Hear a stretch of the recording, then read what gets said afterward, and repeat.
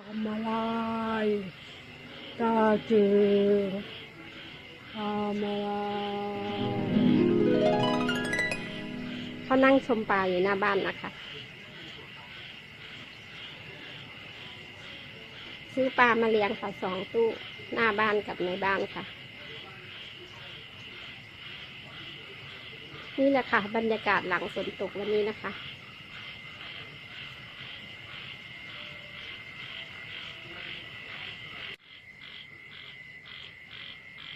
อยู่ข้างบ้านค่ะแตงค่ะ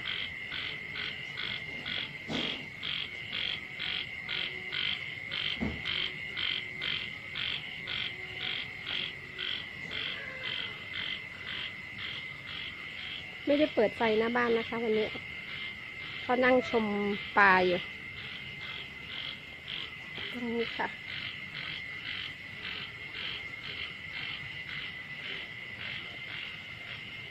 อันนี้ตู้นอกบ้านนะคะ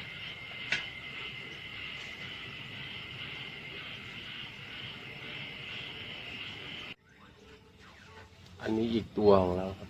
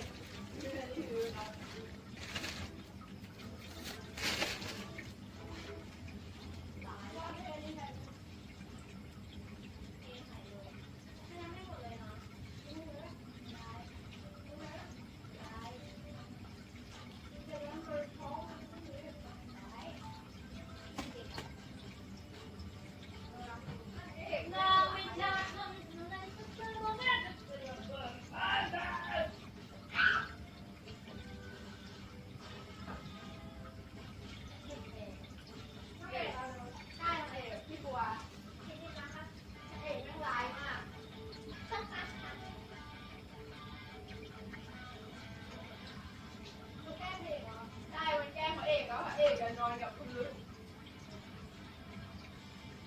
แต่งงานกันเหรอแต่งงานกันแล้วเอาแล้วพระเอกไหม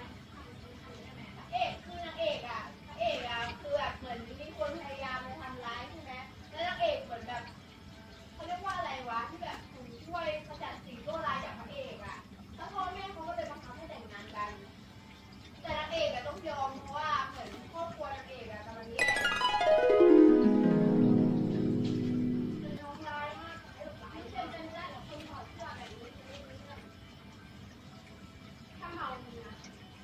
อันนี้เมามันอยู่โอ๊ยตายแล้ว